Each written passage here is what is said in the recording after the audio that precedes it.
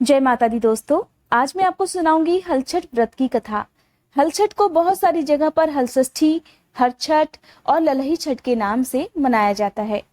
प्राचीन कथा के अनुसार बहुत समय पहले की बात है। किसी नगर में दो महिलाएं रहती थीं। वे रिश्ते में एक दूसरे की देवरानी और जेठानी लगती थीं। जेठानी स्वभाव से बहुत सरल, नेक, दयालु और सबकी मदद करने वाली थी, जबकि छोटी देवरानी सबसे ज्यादा दुष्ट और चालाक महिला थी। एक बार की बात है, भाद्रपद मास में देवरानी जेठानी दोनों ने मिलकर हलषष्ठी का व्रत किया और शाम को भोजन बनाकर दोनों भोजन को ठंडा होने के लिए कमरे के अंदर छोड़कर बाहर हवा खाने के लिए बैठ गईं। उस दिन भोजन में जेठानी ने खीर बनाई थी, जबकि देवरानी ने खिचड़ी बनाकर रखी हुई थी। जब वे दोनों बाहर बैठी थी, तभी संयोग से कहीं से दो कुत्ते आ गए और वे दोनों कुत्ते अलग अलग कमरों में जाकर परोसा हुआ भोजन खाने लगे। थोड़ी देर में जब देवरानी जेठानी को कमरों के अंदर से चपचप की आवाज आई, तो वे दोनों भागकर अपने अपने कमरों में पहुंची। अंदर कमरे में जाकर जेठानी ने देखा कि एक कुत्ता उसकी परोसी हुई खीर थाली से खा रहा था। ये देखकर जेठानी ने कुत्ते को भगाया नहीं, बल्कि जो खीर बची हुई थी उसे भी कुत्ते के सामने परोस कर रख दिया। उधर जब देवरानी ने अपने कमरे में जाकर देखा, तो उसने देखा कि एक कुत्ता उसकी परोसी हुई थाली से भोजन खा रहा था। देवरानी तो थी ही बहुत दुष्ट। कुत्ते को अपनी थाली से भोजन खाता देखकर वो आग बबूला हो गई और उसने जल्दी से अपने कमरे का दरवाजा बंद किया, एक मोटा डंडा लेकर कुत्ते को मारना शुरू कर दिया और उसे तब तक मारा जब तक उसकी कमर की हड्डी ना टूट गई। किसी प्रकार कुत्ता वहां से अपनी जान बचाकर भागा। अब दोनों कुत्ते कमरे के बाहर जाकर एक दूसरे का हाल पूछने लगे। जेठानी के कमरे में जाकर खीर खाने वाला कुत्ता कहने लगा, जिस कमरे में मैं गया था उस कमरे की मालकिन तो बहुत ही दयालु थी। मुझे खीर खाता देखकर उसने मुझे भगाया नहीं, मारा भी नहीं, बल्कि उसने सोचा कि मैं बहुत भूखा हूँ और ये सोचकर उसने बाकी बची हुई खीर भी मेरी थाली में परोस दी। और इतनी स्वादिष्ट खीर तो मैंने अपने जीवन में कभी खाई ही नहीं थी। खीर खाकर ऐसा लगा जैसे मानो मेरी आत्मा भी तृप्त हो गई हो, और खीर खाने के बाद मेरा मन बार बार उस दयालु औरत को आशीर्वाद दे रहा है। अब तो मेरी बस एक ही प्रार्थना है कि जिस महिला ने मुझे इतने प्यार से खीर परोसी, मैं अगले जन्म में उसका पुत्र बनकर इस ऋण को चुका पाऊं। जिस तरह उसने खीर खिलाकर मुझे तृप्त किया, उसी तरह अगले जन्म में मैं पुत्र बनकर उसकी सेवा करना चाहता हूँ। हे मित्र, मैं तो अपने बारे में सब कुछ बता चुका। अब तुम बताओ, तुम्हारा क्या हाल है?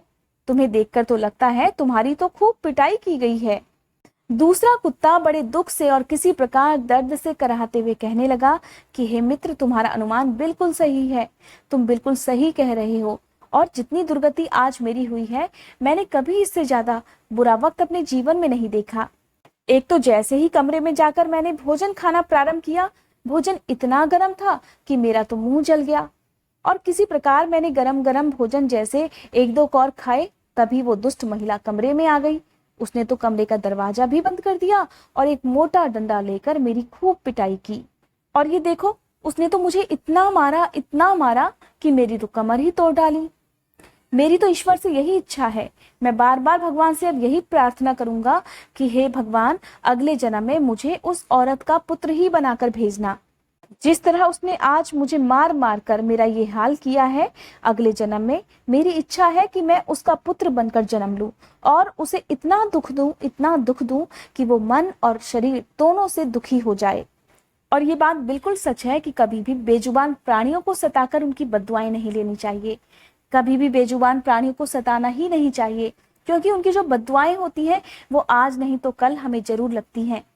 बहुत ज्यादा पिटने की वजह से वो कुत्ता उसी समय मर गया, और फिर जैसा कि उसने प्रार्थना की थी, उसे अपने अगले जन्म में देवरानी के घर एक पुत्र का जन्म मिल गया। उधर देवरानी ने अगले जन्म में जब एक पुत्र को प्राप्त किया, तो उसकी खुशी का कोई ठिकाना नहीं रहा। अब वो अपने पुत्र को लेकर मन में बड़े बड़े सपने पालने लगी। बच्चे के जन्म के जब दूसरे दिन देवरानी के घर में हलषष्ठी का पूजन हो रहा था, तभी उसका बच्चा मर गया। इस दुख को पाकर ऐसा लगता था मानो देवरानी की सारी दुनिया ही उजड़ चुकी हो। उसका दुख किसी से देखा नहीं जाता था। वो अपने बच्चे को याद करके बार बार जोर जोर से दहाड़े मारकर रोने लगती। किसी प्रकार समय बीतने पर देवरानी ने अपने सीने पर पत्थर रखकर इस दुख को बर्दाश्त कर लिया। अब हर साल उसे एक पुत्र पैदा होता, लेकिन हलषष्ठी के दिन ही वो पुत्र मर जाता था। इस तरह जब लगातार 4-5 बार हुआ, तब देवरानी के मन में एक दिन संदेह हुआ। उसने सोचा, आखिर क्या कारण है कि मेरा बच्चा हल षष्ठी के दिन ही मर जाता है। फिर एक बार उस कुत्ते ने देवरानी के सपने में कहा कि मैं ही तुम्हारे घर बार बार लड़के के रूप में जन्म लेता हूँ और हल षष्ठी के दिन मर जाता हूँ। तुम्हें याद है वो दिन जिस दिन तुमने मुझे मार मार कर अधमरा कर दिया था, और आज मैं उसी का बदला तुमसे ले रहा हूँ। ये बात जानकर देवरानी को बहुत दुख हुआ। उसने रोते रोते उस कुत्ते से कोई उपाय पूछा जिससे कि उसके ऊपर लगा हुआ ये पाप दूर हो सके।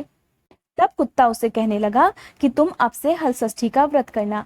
हल षष्ठी के दिन हल से जुता हुआ कोई भी अनाज मत खाना। इसके साथ ही आज के दिन गाय के दूध का सेवन बिल्कुल मत करना।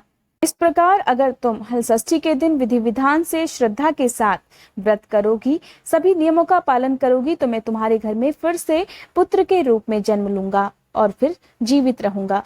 अगले साल हल षष्ठी का व्रत आने पर देवरानी ने ठीक वैसा ही किया जैसा कि सपने में उस कुत्ते ने उससे कहा था, और इस व्रत के प्रभाव से जल्दी ही उसके घर एक पुत्र का जन्म हुआ, और इस बार हल षष्ठी माता की कृपा से उसकी संतान जीने लगी। तभी से ऐसा माना जाता है, हल षष्ठी का व्रत जो भी माताएं अपने बच्चों के लिए करती हैं, उनकी संतान को किसी प्रकार का कोई दुख नहीं रहता। उनकी संतान की लंबी आयु के साथ साथ उन्हें सौभाग्य की भी प्राप्ति होती है। यह थी आज की कथा। उम्मीद करती हूँ ये वीडियो आपको पसंद आई होगी। अगर ये वीडियो आपको पसंद आई हो तो वीडियो को लाइक करके कमेंट बॉक्स में षष्ठी मैया की जय जरूर लिखिएगा।